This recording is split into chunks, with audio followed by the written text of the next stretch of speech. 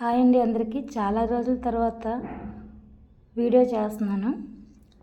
మనకి డిఎస్సి అంటే దగ్గరలో టెట్ ఎగ్జామ్ ఉంది. దాని తర్వాత డిఎస్సి కూడా ఒక 3 monthsలో నోటిఫికేషన్ ఇవ్వడం జరుగుతుంది. ఆ తర్వాత కండక్ట్ చేయడం కూడా జరుగుతుంది. అయితే ఇక్కడ మనం ఎప్పుడైతే ప్రిపరేషన్ అవుతామో ఆ ప్రిపరేషన్ని మనం టెట్ కన్నా చదవకూడదండి, డిఎస్సి కన్నా చదవాలి. అయితే డిఎస్సిలో టెట్కి మ్యాక్సిమం చదివితే ఆ టెట్కి మనం చదివినటువంటి ప్రిపరేషన్ డిఎస్సికి కూడా ఉపయోగపడుతుంది. కానీ టెట్కి డిఎస్సికి కొంచెం క్రిటికల్ అయినటువంటి చాలా ఇంపార్టెంట్ అయినటువంటి సబ్జెక్ట్ టాపిక్స్ ఏంటంటే విద్యా దృక్పథాలు, current affairs and GK and current affairs, విద్యా దృక్పథాలు, సైకాలజీ. సో మెయిన్ ఏంటంటే ట్రై మెథడ్స్ ఒకటి. 4 సబ్జెక్ట్స్ ఏవైతే ఉన్నాయో వీటి మీద కానీ మనం కాన్సన్ట్రేట్ చేయగలిగితే మనం డిఎస్సిలో మిగతా ఆస్పిరెంట్స్తో పోల్చుకుంటే ముందంజలో ఉండే అవకాశం కూడా ఉంటుంది. సో దానిలో భాగంగానే నేను పర్స్పెక్టివ్కి సంబంధించి విద్య, అర్థం, భావన, నిర్వచనాలు అనే టాపిక్ని మీ అందరికీ కూడా ఈ టాపిక్ పైన డిస్కస్ చేయాలనుకుంటున్నాను. ఒకసారి మీరు అబ్జర్వ్ చేసినట్టయితే చూడండి, విద్య అనే పదం విద్ అనేటటువంటి సంస్కృత పదం నుంచి ఆవిర్భవించిందండి. ఏంటి ఈ విద్య అనే పదం విద్య అనేటటువంటి సంస్కృత పదం నుండి ఆవిర్భవించింది. ఈ విద్య అంటే ఏంటి అర్థం? విద్య అంటే తెలుసుకోవడం. ఇక్కడ అడుగుతాడు, విద్య అనే పదం ఏ భాషా పదం నుంచి ఆవిర్భవించింది అని అంటే సంస్కృత భాషా పదం. ఈ విద్య అనే పదం ఏ పదం నుంచి అంటే విద్య అనేటటువంటి సంస్కృత భాషా పదం నుంచి ఆవిర్భవించింది. విద్య అంటే అర్థం ఏమిటంటే తెలుసుకోవడం లేదా సంభవించడం లేదా కనుగొనడం.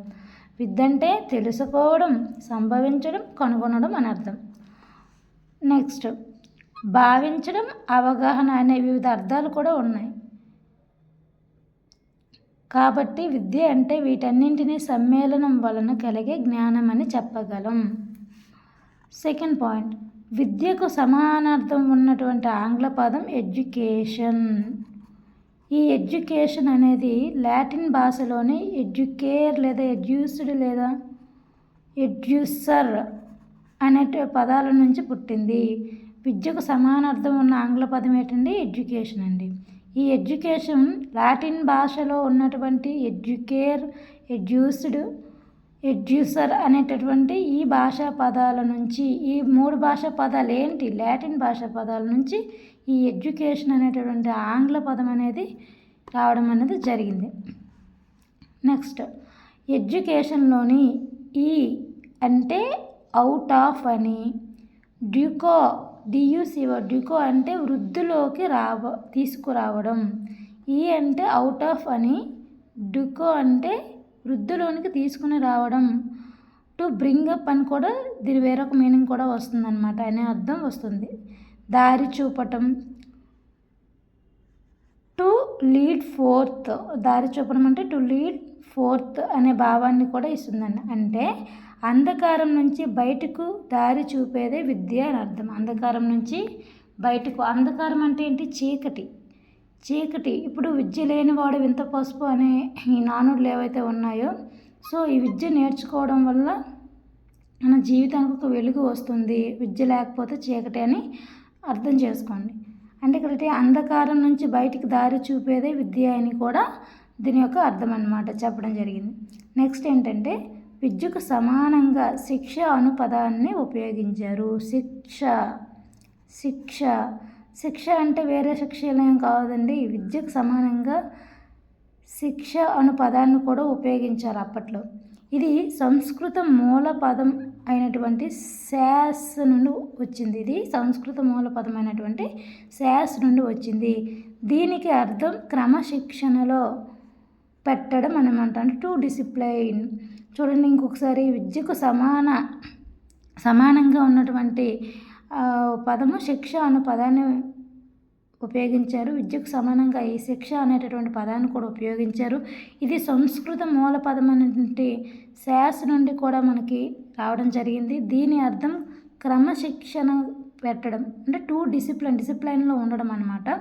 అదేవిధంగా నిర్దేశించడం, టు ఇన్స్ట్రక్ట్ నిర్దేశించడం, అదేవిధంగా బోధించడం, టు టీచ్, నియంత్రణలో ఉంచడం, టు కంట్రోల్, క్రమశిక్షణతో అవసరమైనటువంటి వాటిని బోధిస్తూ శిక్షణ ఇవ్వడం అని కూడా అర్థం. టు కంట్రోల్ అంటే ఏంటి? క్రమశిక్షణతో అవసరమైన వాటినే బోధిస్తూ శిక్షణ ఇవ్వడం అని కూడా అర్థం వస్తుందన్నమాట. ఓకేనా? చాలా చాలా చాలా ఇంపార్టెంట్ అండి. విద్య, అర్థం, భావన, నిర్వచనాల టాపిక్ నుంచి మీకు బిట్స్ అనేవి కంపల్సరీగా రావడం జరుగుతుంది. ఫస్ట్ యూనిటే కదా, ఇంట్రడక్షన్లో ఉన్నాయి కదా చూడడానికి, వీటి నుంచి రావని అనడానికి అయితే లేదు. ఎందుకంటే డిఎస్సిలో ఎక్కడి నుంచి ఏది ఇస్తాడనేది ఎవరు కూడా మనం ఊహించలేం. కాబట్టి మనం ప్రతి ఒక్కటి కూడా మనకు చాలా ఇంపార్టెంట్ కాబట్టి మనం అన్నింటినీ కూడా చాలా శ్రద్ధగా చదువుకోవాలి. ఓకేనా? చూడండి, ఇప్పటివరకు మీకు అర్థమైంది. ఇంకొకసారి రిపీట్ చేస్తానండి. విద్య అనే పదం విద్ అనే సంస్కృత పదం నుంచి ఆవిర్భవించింది. విద్య అంటే తెలుసుకోవడము, సంభవించడము, కనుగొనడము, భావించడము, అవగాహన, ఇవన్నీ కూడా మీనింగ్స్ వివిధ అర్థాలనే ఉన్నాయి. అంటే విద్య అంటే తెలుసుకోవడమని, సంభవించడమని, కనుగొనడం, భావించడం, అవగాహన, ఈ అన్నింటి యొక్క అర్థాలు కూడా దేనికి సంబంధించింది? ఈ విద్య అనే పదానికి సంబంధించింది అన్నమాట. నెక్స్ట్, విద్యకు సమానార్థం ఉన్న ఆంగ్ల పదం ఏంటమ్మా? ఎడ్యుకేషన్. మరి ఎడ్యుకేషన్ అనేది లాటిన్ భాషలోని ఎడ్యుకేర్ లేదా ఎడ్యూస్డ్ లేదా ఎడ్యూసర్ అనేటటువంటి పదాల నుండి పుట్టింది. ఎడ్యుకేషన్లోని ఈ అంటే అవుట్ ఆఫ్ అని, డ్యూకో అంటే వృద్ధిలోనికి తీసుకుని రావడం లేదా టు బ్రింగ్ అప్ అంటారు. దీన్ని ఆంగ్లంలో దారి చూపడం అంటే టు లీడ్ ఫోర్త్ అనే భావాన్ని కూడా ఇస్తుంది. అంటే అంధకారం నుంచి బయటకు దారి చూపేది విద్య అని అర్థం. విద్యకు సమానంగా శిక్ష అనే పదాన్ని ఉపయోగించారు. అయితే ఈ శిక్ష అనే పదం సంస్కృత మూల పదం అయినటువంటి శాస్ నుండి వచ్చింది. దీని అర్థం క్రమశిక్షణలో పెట్టడమని, నిర్దేశించడమని, బోధించడమని, నియంత్రణలో ఉంచడమని, క్రమశిక్షణతో అవసరమైన వాటిని బోధిస్తూ శిక్షణ ఇవ్వడమని అర్థం. ఈ పైన ఇచ్చినటువంటి మ్యాటర్ని ఇక్కడ షార్ట్ కట్లో ఇలా ఇవ్వడం జరిగింది. చూడండి, విద్య అంటే తెలుసుకోవడం, సంభవించడం, కనుగొనడం, భావించడం, అవగాహన. విద్య అంటే ఇవన్నీ తెలుసుకోవడం అని అర్థం కింద వస్తుంది, భావించడం, సంభవించడం అని వస్తుంది, కనుగొనడం అని వస్తుంది, అదేవిధంగా అవగాహన కింద ఇవన్నీ కూడా అంటే విద్య అనే పదానికి అర్థాలు అన్నమాట ఇవన్నీ కూడా. అదేవిధంగా శిక్ష, ఈ శిక్ష అనేది మన సంస్కృత భాష మూల పదమైనటువంటి శాస నుంచి వచ్చింది. దీని అర్థాలు ఏంటంటే క్రమశిక్షణలో పెట్టడం, నిర్దేశించడం, బోధించడం, నియంత్రణలో ఉంచడం, క్రమశిక్షణతో అవసరమైన వాటిని బోధిస్తూ శిక్షణనివ్వడం. ఓకేనా? నెక్స్ట్, విద్య లేనివాడు వింత పశువు అన్నాడు ఒక మహాశయుడు. చూసారా? విద్య లేనివాడు వింత పశువు. సో అందరూ కూడా అందుకనే విద్యను నేర్చుకోవాలి. విద్య మానవ సుగుణము. విద్య అనేది ఏంటమ్మా? మానవ సుగుణం అంటే మనిషి యొక్క మంచి గుణం విద్య అనేది. అదేవిధంగా విద్య మానవునికి మూడవ కన్ను వంటిది. నెక్స్ట్, విద్య మానవుని ప్రవర్తనను మార్చుతుంది. విద్య అనేది ఎవరి ప్రవర్తన మార్చుతుందమ్మా? మానవుని ప్రవర్తనను మార్చుతుంది. విద్య పరిణామ ప్రక్రియలో ఉందని చెప్పగలము. విద్య పరిణామం అంటే ఏంటి? మార్పు. పరిణామ ప్రక్రియలో ఉందని చెప్పగలమంటే మార్పు చెందే ప్రక్రియ. విద్య అనేది ఎప్పుడు కూడా ఒకే విధంగా ఉండదు, దానిలో పరిణామాలు అనేవి వస్తూ ఉంటాయి. అదేవిధంగా విద్య అంటే దాగి ఉన్నటువంటి అనంత శక్తులను బయటికి తీసే ప్రక్రియ అని అర్థము. విద్య అంటే ఒక వ్యక్తిలో దాగి ఉన్నటువంటి అనంతమైనటువంటి శక్తులను బయటకు తీసే ప్రక్రియ అని అర్థం. విద్య అంటే జ్ఞాన సముపార్జన చేసే ప్రక్రియ. విద్య అంటే జ్ఞాన సముపార్జన చేసే ప్రక్రియ. నెక్స్ట్, విద్య ఒక బోధనా ప్రక్రియ, శిక్షణనిచ్చే ప్రక్రియ అని కూడా అర్థం వస్తుంది. విద్య అంటే ఒక బోధనా ప్రక్రియ, శిక్షణనిచ్చే ప్రక్రియ అనే అర్థాలు కూడా వస్తాయి. అదేవిధంగా జ్ఞానం అంటే కేవలం సమాచార సేకరణకే కాకుండా పొందిన జ్ఞానాన్ని సరైన రీతిలో జీవస్థితి గతుల్లో ఆచరించే నైపుణ్యం అని చెప్పవచ్చు. జీవస్థితిగతుల్లో ఆచరించే నైపుణ్యం అని కూడా చెప్పవచ్చు. అదేవిధంగా విద్య పరిమిత విస్తృత అర్థాలండి. ఇక్కడ చూడండి, విద్య అనేది ఏకరూప వివరణ ఇవ్వలేనిది. ఏకరూప అంటే ఒకే వివరణ ఎప్పుడు ఇవ్వదు. విద్య చాలా విస్తృతమైనటువంటి పరిధిని కలిగి ఉంటుంది. విద్య అంటే విద్యార్థి పాఠశాలలో నేర్చుకునేటటువంటి జ్ఞానంగా లేదా జీవిత అనుభవాల వల్ల కలిగే జ్ఞాన వికాసంగా నిర్వచించవచ్చు. విద్య సంకుచిత విస్తృత అర్థాలను కూడా కలిగి ఉంది. విద్య అనేది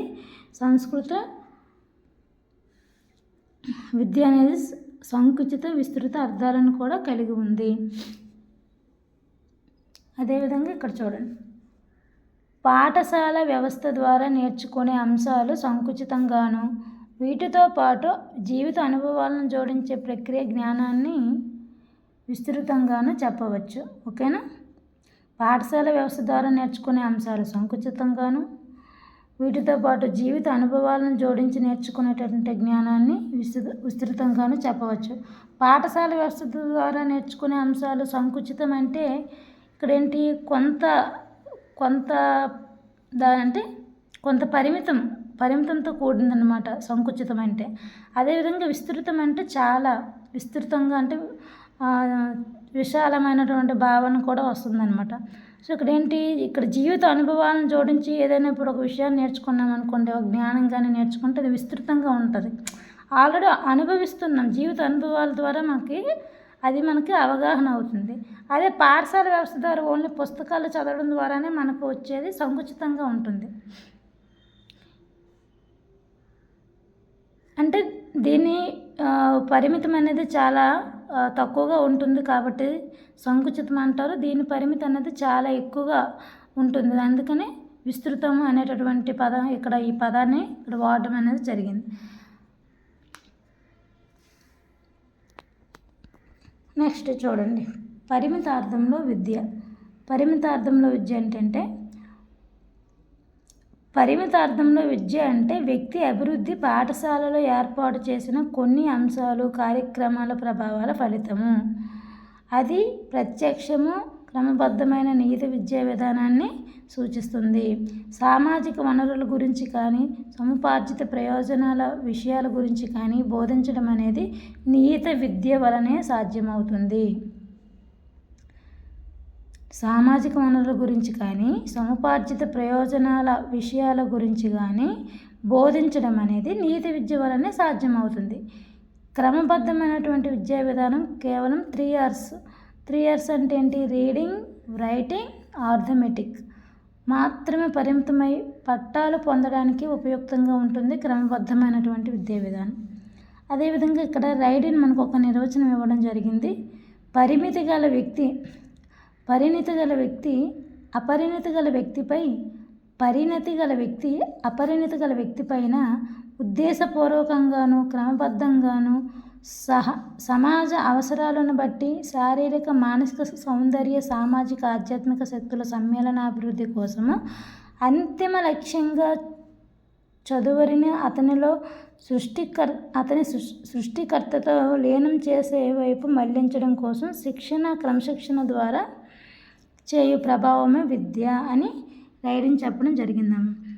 పరిణతి గల వ్యక్తి అపరిణతి గల వ్యక్తిపై ఉద్దేశపూర్వకంగా క్రమబద్ధంగా సమాజ అవసరాలను బట్టి శారీరక, మానసిక, సౌందర్య, సామాజిక, ఆధ్యాత్మిక శక్తుల సమ్మేళనాభివృద్ధి కోసం అంతిమ లక్ష్యంగా చదువరిని అతని సృష్టికర్తతో లీనం చేసే వైపు మళ్లించడం కోసం క్రమశిక్షణ ద్వారా చేయు ప్రభావమే విద్య. నెక్స్ట్ డిస్కస్ చేయబోయేది ఏంటంటే విస్తృతార్థంలో విద్య.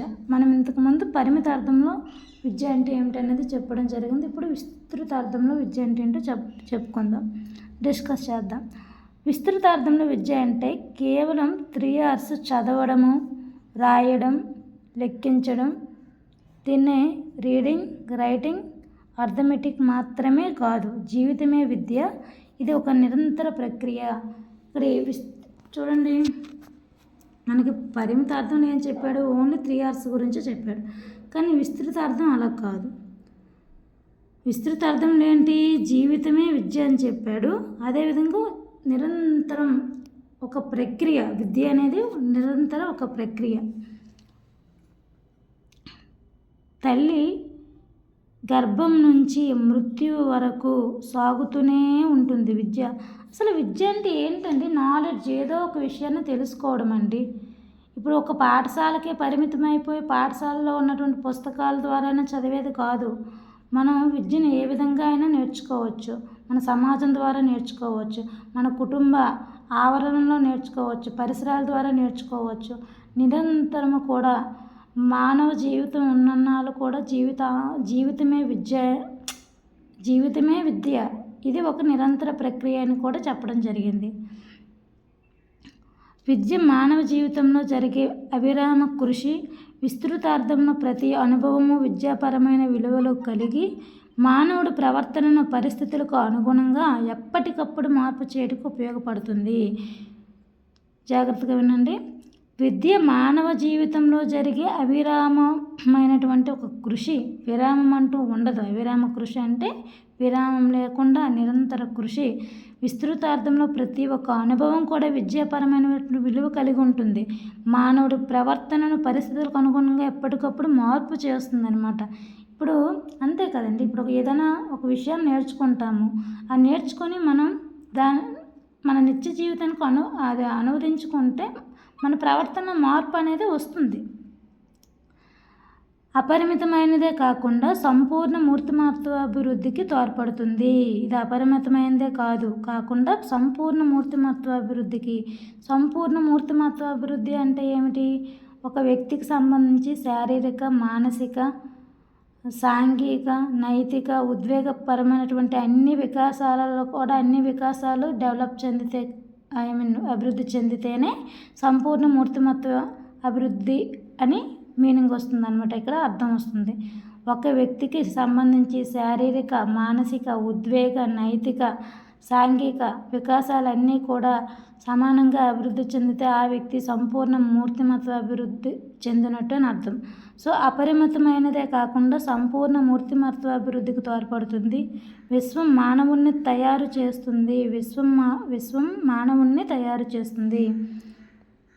నెక్స్ట్ ఇక్కడ విస్తృత అర్థంలో ఎడ్వర్డ్ థింక్, జాన్ స్టూవర్ట్ మిల్ అనే ఇద్దరు వ్యక్తులు మనకి నిర్వచనం ఇవ్వడం జరిగింది. ఏంటంటే విద్యలో చూడండి, ఇక్కడ విద్యలో వ్యక్తి ఉయ్యాల నుండి అంటే పుట్టినప్పటి నుండి చనిపోయే వరకు అనగా జీవితాంతం ప్రభావం చేసేటటువంటి అంశాలన్నీ ఉంటాయి.